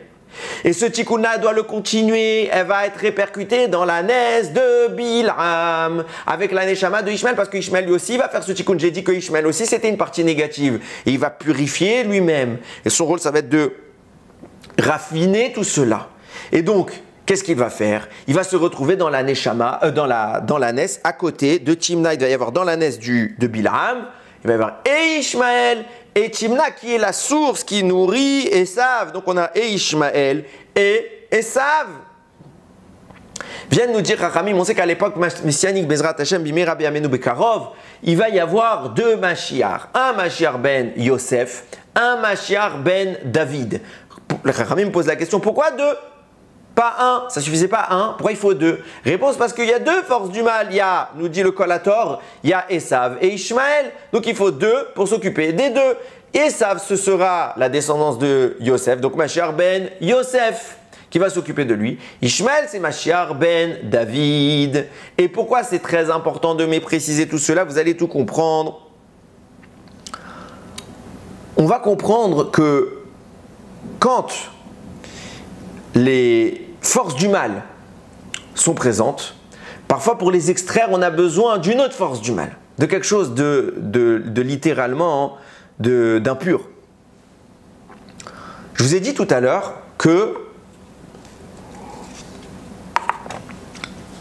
Abraham, quand il va faire la Akedat Yitzhak, il va avoir un lien avec ce que tu es en train de faire Bilam. Et on ne comprenait pas, on comprend que l'ânesse de Bilam, c'est la maman de l'âne de Abraham. Ok, Abraham se lève tôt, il s'occupe lui-même de sangler son âne, Bilam fait pareil. Ok. Ou il y a un lien entre les deux, c'est que des anecdotes, tout ça. Abraham, il descend lui-même à la fin devant l'ânesse, il dit c'est moi qui m'en occupe. Pourquoi? Quel est le rapport? Vous allez voir comment c'est beau. Quand on analyse un petit peu les choses, on voit que Abraham, dans le processus de la Akedat Yitzhak, il va avoir à cœur de dégager les forces du mal. On voit ça. Quand Abraham est sur le point d'arriver au Har Moriah, il va arriver à l'endroit, il va dire il y avait 2 serviteurs avec lui, c'est Ishmaël et Eliezer. Il va dire, Vayomer Avraham el Ne'arav, 2 jeunes hommes qui l'accompagnent. Il va leur dire, chez vous la rempo imachamor, restez-vous ici avec l'âne. Va'ani va'anahar nelechat ko venishtachave venashuva alechem. Et moi, le jeune homme Yitzhak, on va aller se prosterner là-bas au Har Moriah où Akadosh Baruch Hu il nous a demandé d'aller et on revient. Viennent Chachamim, ils disent, pourquoi il leur a dit de rester à côté de l'âne? Meshulim la Chamor, parce que c'est un peuple qui ressemble au Chamor, à l'âne. Pourquoi il leur dit vous ressemblez à l'âne? Parce que le Midrash raconte que quand ils sont arrivés devant le Har Moriah, Abraham il a vu que c'était là-bas qu'il devait aller. Comment il a su que c'était là-bas? Hashem lui a pas dit, il a vu la lumière là-bas. Il a vu l'aura divine. Lui il a vu, il a dit vous voyez quelque chose là-bas? Eux ils ont dit on voit rien du tout. Alors il a dit Meshulim la Chamor, vous êtes un peuple comparé à l'âne. Pourquoi vous êtes comparé à l'âne? Parce que l'âne, c'est pas une critique de forme. L'âne, c'est le mot âne en hébreu se dit Chamor, c'est les mêmes lettres que Chomer, la matérialité. Vous êtes trop encore matériel pour pouvoir voir la lumière là-bas. Donc vous êtes encore trop matériel, vous ne pouvez pas aller là-bas rester ici. Meshulim la Chamor. Pourquoi il ne veut pas qu'ils viennent? C'est pas grave qu'ils ne voient pas. Où est le problème? Non, puisque vous êtes Gashmi, puisque vous êtes matérialité, vous ne pouvez pas vous associer à l'événement qui va être 100% spirituel. Donc il s'adresse à ces 2 personnes, il leur dit vous restez à côté du Chamor. C'est qui le peuple qui est comparé au Chamor? C'est Ishmaël, comme on l'a dit tout à l'heure, l'origine céleste de Ishmaël s'appelle Chamor. Meshulim la Chamor. Première étape de la Akedat Yitzhak, c'est quoi? On met Ishmaël de côté. Tu viens pas. Deuxième étape, on va prendre Yitzhak, on va le mettre sur un autel et on va le ligoter. On va le ligoter. Pourquoi on le ligote? Finalement, c'était ça la Akedat Yitzhak. En français, Akeda, l'Arakod, c'est ligoter. En français, on appelle ça la ligature d'Yitzhak, de Isaac qu'ils mettent. La ligature. Parce que la seule mitzvah à ce moment-là, c'était de ligoter Yitzhak. Pourquoi? Parce que comme j'ai dit tout à l'heure, Abraham va commencer le processus de purification de l'âme et des fautes de l'histoire. Donc de là, il va expulser Ishmaël. Mais il reste encore des restes. Chez Yitzhak, il y a la Neshama qui doit venir, qui s'appelle Esav. Cette Neshama est une force du mal. Vient Abraham, il la ligote. Et seulement après l'avoir ligoté, muselé, il va prendre au final le bélier pour faire le sacrifice. Mais les forces du mal sont ligotées. Pourquoi? Parce que nous disent Chachamim, d'après la Kabbalah, tout le but de la Akedat Yitzhak était de prendre les forces de la rigueur, de les ligoter et de les brûler, pour les écarter. Quelqu'un m'a posé la question, mais en quoi le fait de ligoter, c'est un rapport avec Esav? Réponse. Je lui ai expliqué comme ça. Rapidement, c'est quelque chose que j'ai déjà pu évoquer. On sait que nous, les hommes, on a la mitzvah des tfilines. Quand on met les tfilines, on enroule une lanière et quelque part, on ligote notre bras. On fait 7 tours autour du bras. Pourquoi? Pourquoi on met les tfilines en faisant 7 tours? Ramim vont nous dire parce qu'il y a 7 forces du mal et il faut les ligoter. Il y a plusieurs autres raisons, ce n'est pas les seules. Mais les 7 tours, c'est les 7 forces du mal qui sont dans le monde qu'il faut ligoter. Ces 7 forces du mal, elles viennent du Satan, de la représentation de Esav. Et pourquoi ils sont dans notre bras? Et pourquoi pas les 2 bras alors? Parce qu'il faut que tu commences ta journée en ligotant les forces du mal. Alors ligote tes 2 mains. Les mains, c'est l'action. C'est pour ça que c'est sur les mains qu'on fait la ligature. Mais pourquoi il faut ligoter sur un seul des bras, sur le bras faible? Et pourquoi le bras faible? Première question. Et deuxième question, pourquoi existe-t-il un bras faible? Normalement, on pourrait concevoir qu'Hachem il ait fait 2 bras forts. Pourquoi vous êtes soit gaucher, soit droitier? Et il faut que les tfilines soient sur le bras faible. Ça veut dire que le gaucher, il les met à droite, le droitier, il les met à gauche. Pourquoi? Parce qu'il faut comprendre d'où vient le bras faible. Il vient du moment où Yaakov et Esav sont nés. Et quand Yaakov et Esav sont nés, c'est écrit que la main de Yaakov a tenu le pied d'Esav. Dans la cacheroute animale, il y a certains animaux qui vont représenter les 4 empires, les 4 exils du peuple juif. Le dernier exil qui représente Esav, c'est le chazir, le porc. Le porc est l'animal qui est en correspondance avec Esav dans les exils. Chachamim nous disent que pour manger un animal, il faut qu'il ait deux critères de kashrut. Il faut qu'il ait les sabots fendus et qu'il soit ruminant. Un animal qui a les deux critères est kasher. Un animal qui n'a aucun des deux critères n'est pas kasher. Un animal qui a un seul des deux critères n'est pas kasher. Des animaux qui ont un seul critère, il y en a 4, nous dit la Torah. Parmi les 4, il y en a 3 dont le critère de kashrut, c'est qu'ils ruminent, donc ils ont la bouche kasher, mais ils n'ont pas les sabots fendus. Il n'en existe qu'un seul qui a les pieds kasher, qui a les sabots fendus, mais qui ne rumine pas. C'est le chazir, le porc. Pourquoi? Parce qu'il représente Esav. Quel rapport? Parce qu'au moment où Yaakov il est né, il a attrapé le pied d'Esav et par contact, il a transféré de la gdoucha de sa main au pied d'Esav. Et donc le représentant dans l'alimentation animale qui correspond à Esav, son pied est kasher. Le bas est kasher, mais le haut n'est pas kasher. C'est le seul qui a que le bas kasher. Le reste n'a pas été kashérisé. Mais parallèlement à la kashérisation que Yaakov va procurer à Esav en touchant son pied, Yaakov va être contaminé dans sa main et va créer une main faible. Dorénavant, on aura une main forte et une main faible. Je ne vais pas faire toute la démonstration que j'avais fait dans ce shiur, mais là-bas, c'était démontré que c'était la main gauche que Yaakov a tendue. Donc la main gauche de Yaakov est devenue la main faible. Pourquoi? Parce que dans sa main, excusez-moi, je parle en vrai parce que moi je suis gaucher, mais c'est pas grave. Donc dans la main gauche, l'impureté d'Esav a dominé et elle a affaibli. Donc il faudra mettre le tefillin et faire une ligature pour bloquer la main faible qui a les forces d'Esav. Pareil, c'est quoi la Akedat Yitzhak? C'est le moment où Akadosh Baruch Hu, où Avraham va bloquer Esav pour le mettre de côté pour pas qu'il participe. Qu'est-ce que c'est que la Akedat? C'est le moment où on a enlevé Ishmaël, on a enlevé Esav. Maintenant, ce Ishmaël-là, il est où? Il est dans l'ânesse. Ce Esav-là, son mérite, il se trouve où? Dans l'ânesse, au travers de Timna. Viens, Bilham, il dit, il faut que je ressuscite le mérite, enfin les forces du mal de Ishmaël et de Esav, pour m'en prendre à la descendance de Yaakov. Et viens, Hachem lui dit, mais c'est trop tard.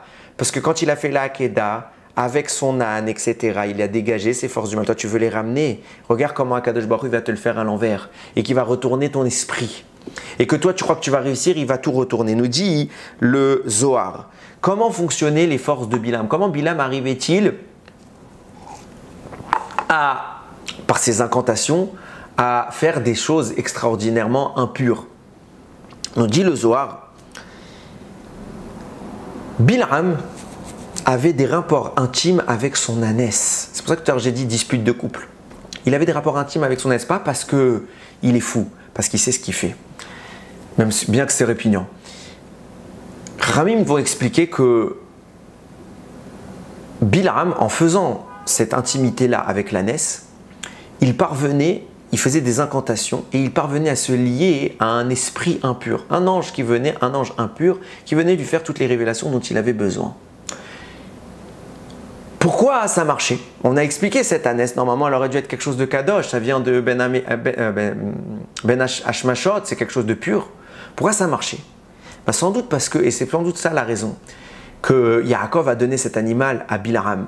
C'est qu'à l'intérieur, il y a de l'impureté. Il y a les Neshamot encore à réparer qui ont encore cette impureté, Timna et Ishmaël.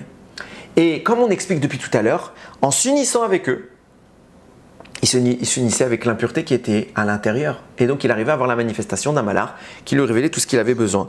Viens Yaakov, il dit, je vais te faire un cadeau Bilam. Pas pour toi, pour les Neshamot qui sont à l'intérieur. Quand Avraham s'est uni avec Agar, ça a retiré le mal qui était en lui. Quand Eliphaz s'est uni avec Timna, ça a retiré le mal qui était en elle. Quand toi qui es impur, tu vas t'unir avec cette ânesse, pour arriver à la manifestation des forces du mal, ben, tu vas absorber les forces du mal et donc tu vas faire le tikkun des deux Neshamot qui sont à l'intérieur, celle de Ishmaël et celle de Timna qui représente Esav. Donc en réalité, plus tu vas absorber le mal et tu vas arriver à des grandeurs d'impureté, plus tu vas les réparer elles. Viendra un temps où elles n'auront plus d'impureté, elles pourront enfin sortir. Elles auront encore des résidus mais beaucoup moins. Elles pourront enfin sortir. Et ce temps-là, c'est exactement le moment où notre ânesse se met à parler avec Bilam. Je m'explique. Comme on l'a dit tout à l'heure, il y a l'ânesse, elle se met à parler. On a posé la question, en quoi c'est un miracle? Donc on a compris pourquoi Yaakov il a donné l'ânesse à Bilam, pour faire ce tikkun que lui ne peut pas faire. On a compris pourquoi les Neshamot de Timna et de Ishmaël se trouvent là-bas. On a à peu près tout compris. Ce qu'on n'a pas compris, c'est quoi le miracle? Pourquoi il y a ce miracle de l'ânesse? On a compris aussi le lien avec Abraham. Tout on a compris. Pourquoi l'ânesse, c'est un miracle prévu depuis Briat Haolam, depuis la création du monde? Il faut qu'elle parle, cette ânesse. Qu'est-ce qui se passe à ce moment-là? On voit qu'il y a un changement qui est opéré. On voit que, j'ai dit en introduction au nom du soir, que quand Bilaam s'unissait avec l'ânesse, c'est pour ça qu'il faut absolument qu'elle vienne, parce que toutes ces forces du mal, il les tire de l'ânesse. Il y a un malach impur qui apparaît, qui lui permet des dévoilements. Ok. Maintenant, quand le malach il se dévoile devant l'ânesse tout à l'heure, on a parlé qu'au moment où elle a arrêté d'avancer, il y a un malach apparu. Là-bas, c'est écrit quoi? Malach Hachem, un ange d'Hachem, Yudke Vavke, la miséricorde, la pureté, le miracle, le kadosh. C'est pas un malach impur, malach Hachem. Ah? Pourquoi il n'y a plus la même manifestation? Pourquoi l'ânesse qu'elle provoque d'un coup? Puisque c'est elle qui le voit. On voit qu'il est lié avec elle. Il est lié avec elle. Pourquoi d'un coup c'est plus l'impureté? Parce que Bilam a récupéré toutes les forces du mal qui devaient s'extirper de Ishmaël et de Timna. Qui vient tout de suite à ce moment-là?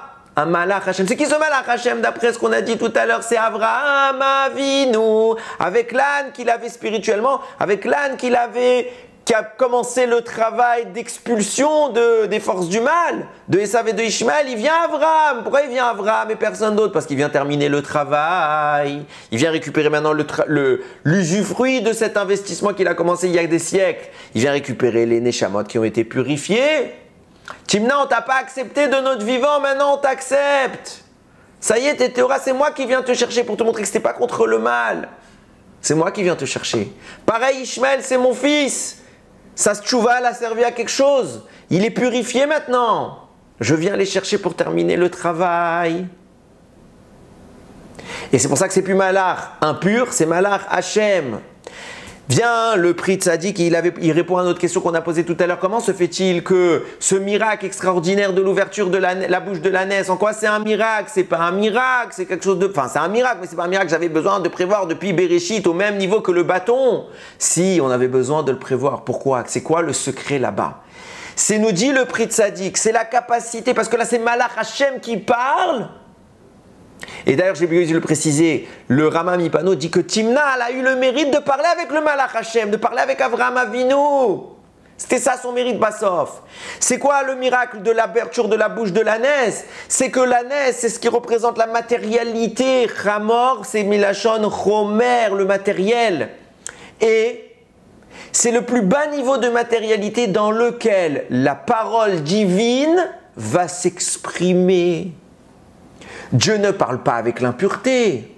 Eh bien, c'est pas normal, parce que l'impureté, la matérialité vient bloquer la diffusion du divin. Et là, il se passe quoi? Il se passe que subitement, dans l'ânesse, il va y avoir la Gdusha, la parole d'Hachem qui va sortir. Piaton. La bouche de l'ânesse, c'est celle qui transgresse les barrières des mondes pour permettre au divin de s'exprimer malgré toutes les frontières. Nous dit le prix tzaddik, qu'est-ce qui va se passer par la suite? Bilam, il va hériter de Pi Ha'aton, la bouche de l'ânesse. Maintenant, il se passe quoi? L'ânesse, tout de suite, elle meurt. On a posé la question comment ça se fait qu'elle meurt? Parce que problème d'Avodah Zara, réponse également. Pourquoi elle est morte tout de suite? Parce qu'il fallait que les deux Neshamot qui étaient à l'intérieur, qui nourrissaient Bilam jusqu'à maintenant, elles sont purifiées. Elles n'ont plus de raison de rester là. Il faut qu'elles sortent. Donc l'ânesse, elle meurt pour libérer les deux Neshamot. Ah, et pourquoi Bilam, il reste en vie? Il aurait dû mourir? Non! Parce que Bilam, doit terminer son travail. Parce que c'était quoi ce travail-là? Tu as purifié la bouche de l'ânesse. Tu as purifié les Neshamot. Maintenant, ces Neshamot, elles ont quelque chose à dire au monde. Elles ont quelque chose à dire au monde. Nous dit le prix tzaddik Pi, Gematriat 90. Valeur numérique 90. C'est la même Gematria quand je rajoute le collège. J'ai déjà expliqué ce que c'était le collège 100 fois. On rajoute 1. Il y a une raison à cela. C'est la même Gematria que Malach. La bouche de l'ânesse se greffe à sa mort sur Bilham. Et subitement, Bilham va commencer à parler du message que l'ânesse avait à transmettre au monde. C'est quoi le message que l'ânesse elle avait à transmettre au monde, Rabotai? C'est quoi? Le but de l'ânesse était de purifier les Neshamot, les sources qui nourrissent Esav et Ishmaël. Le but de l'ânesse était de permettre que, malgré la distance avec Hachem, on puisse malgré tout entendre sa parole. Et qu'est-ce qu'on va entendre de cette parole-là? J'ai dit tout à l'heure que pourquoi il y aura deux Mashiach? Parce qu'il y a deux ennemis, Esav et Ishmaël. Maintenant que Esav et Ishmaël, on a fait ce tikkun-là de leur source, Pi'aton, elle a quelque chose à dire au monde. Maintenant que les forces du mal, on a réussi à les scinder des forces du bien, alors la force du bien qui va s'opposer à eux peut germer. Le Rambam écrit dans Ilchot Melachim, chapitre 11, Halacha 1, d'où on a dans la Torah la preuve que Mashiach il arrive. Où est-ce que la Torah a annoncé la preuve de Mashiach? Dans les prophéties de Bilam. C'est pas Moshe le premier qui l'a dit, c'est pas Abraham, c'est pas Yitzhak, c'est pas Yaakov, Bilam. Bilam. Et regardez comment les choses sont importantes. L'ânesse est en train de dire à Bilam, n'est-ce pas que je suis l'ânesse qui jusqu'à maintenant t'a accompagné? Ça veut dire quoi jusqu'à maintenant? Ça veut dire quoi? Elle lui dit, mais j'ai jamais fait ça jusqu'à maintenant de m'arrêter, je faisais toujours ce que tu me demandais, n'est-ce pas que jusqu'à maintenant je t'accompagne? C'est quoi jusqu'à maintenant? Ça veut dire jusqu'à maintenant tu avais quelque chose à profiter de moi, il y avait des forces du mal. Mais maintenant que les forces du mal sont retirées, tu n'as plus de choses à profiter de moi. Et ça, Ishmael, les forces qui te permettent d'exister, de faire toutes tes incantations, ne sont plus maintenant, c'est plus les forces du mal, c'est Malach Hashem. Et maintenant, le Malach Hashem, il va aller dans ta bouche pour que tu comprennes pourquoi tout ce temps-là, Kadosh Baruch Hu t'a laissé faire le balagan, que jusqu'à maintenant tu le fais et que tu as des forces là-dedans. Je vais transformer tes forces du mal en forces du bien et tu vas proclamer au monde quelque chose. Qu'est-ce qu'il va dire Bilham? La première personne à faire cette prophétie, il va dire, regardez la prophétie de Bilham, elle est très parlante. Er'enu velorata. Je le vois, mais il n'est pas pour maintenant. Ashurenu velokarov. Je le distingue, mais il n'est pas proche. Bilham est en train de dire, il y a quelque chose qui se profile au loin. À la fin des temps. Darar Korav Miyakov s'élance un astre, une étoile parmi Yaakov. Vekam Shevet mi Israël, et se lève une tribu chez Israël. C'est quelle tribu doit se lever chez Israël? La tribu de Yehuda qui doit faire venir Mashiach. Elle se lève. Pourquoi elle se lève? Parce que d'elle, il va y avoir un homme qui va se lever. Et de même, juste avant, Darar Korav Yaakov, une étoile s'élance chez Yaakov. Qui a fait le rêve des étoiles? Qui a vu les astres se prosterner? C'est Yosef. Et c'est pas encore explicite. Qu'est-ce qu'il dit ensuite? Umaratz Paate Moav. Et il va écraser les sommités, ils ont mis, de Moav. Moav, c'est un des peuples qu'on aurait dû conquérir quand on a fait la conquête d'Israël. Hachem a dit pas maintenant, on attend pour Mashiach. Moshe Rabbeinu, tu ne touches pas à Moav, on attend Mashiach. Ah, qu'est-ce qu'il annonce? Il y a quelque chose qui se profile au loin, hein, qui n'est pas pour maintenant. Deux personnes, deux choses se dressent. Une étoile chez Yaakov, une tribu chez Israël. Nous dit le Gaon de Vilna de qui on parle de Mashiach ben Yosef, Mashiach ben David. Et ils vont venir pour détruire Moav à la fin des temps. Pourquoi Bilam il nous parle de tout ça? Pourquoi les prophéties de Bilam c'est ça? C'est la fin des temps, c'est Mashiach. Parce que les deux forces qui s'opposaient à Mashiach, c'est lui qui a été les libérés. Et on croit que tout ça c'est quelque chose de négatif, c'est quelque chose de positif. C'est quelque chose de positif. Et nous on le voit comme mal. Pourquoi? Parce qu'on n'a pas les yeux pour voir. On n'a pas les yeux pour voir. Mais, qu'est-ce qu'a fait Timna? Qu'est-ce qu'a fait Tamar? Qu'est-ce qu'a fait Rachel? Qu'est-ce qu'a fait Sarah? Elles étaient prêtes à tout perdre pour voir ça. Tout perdre pour voir ça. Tellement c'est chachouv. Que nous, on voit tout ça comme étant quelque chose de mauvais et qu'au final, c'est quelque chose d'extraordinaire. Qu'Akadosh Baruch Hu est en train d'organiser son monde. Il est en train de préparer la Biat à Mashiach. Alors, je ne suis pas encore en train une fois du tout de faire une prophétie sur Mashiach. Et il est vrai que beaucoup de rabbanim font des prophéties sur Mashiach. Et quand on analyse les faits, on dit « Ah, ils se sont tous trompés ». En 5785, il y a toutes les générations, il y a quelqu'un qui nous a dit Mashiach, il n'est pas venu. Personne ne s'est trompé. Ils avaient tous raison. Mashiach, à chaque fois qu'ils ont dit qu'il devait venir, il devait venir. Seulement, on n'est pas allé le chercher. Seulement, on n'a pas eu les yeux pour voir. On n'a pas eu cette capacité de voir que même quand le mal, il est là, c'est les tovatenu. Quand je vois qu'il nous aime. Et tout ce qu'il veut, c'est Mashiach. Pourquoi? Pour qu'on le reconnaisse, qu'on le voit. Comme il a dit, je ne sais pas que je vous mets de côté, que je mets Timna de côté. C'est que tu n'es pas encore prête à le voir. C'est pas que je mets Ishmaël de côté, mais vous ne voyez pas la lumière. Mais je veux que vous voyez la lumière. Et il a créé Piahaton, la bouche de l'ânesse, qui fait que même quand on est loin, loin, loin, loin, Akadosh Baruch Hu va nous permettre de parler avec lui. Le plus bas d'entre nous peut parler avec Akadosh Baruch Hu, c'est pas énorme. C'est ça le miracle qui a été prévu depuis Ben Hashmashot, depuis la Briat Haolam, depuis la création du monde. Alors à Botaï, on a une bouche, nous aussi, pour parler avec Akadosh Baruch Hu. On prie, on s'en sert, on s'approche d'Akadosh Baruch Hu. Combien notre travail il doit être grand pour travailler, se rapprocher, se faire ce dévoilement. Et quand on sait se servir de cette piahaton, cette bouche de l'ânesse, alors, Vaïgalena, Hachem, il a dévoilé ses yeux, il a débridé ses yeux pour qu'on voit la Gdusha. Il raconte qu'on ait tous le srout de se servir de cette parole divine qui vient nous sanctifier pour avoir les yeux purs et voir la Géoula se profiler, se concrétiser devant nous. Bimera beyamenu, Baruch Adonai Leolam, Amen ve Amen.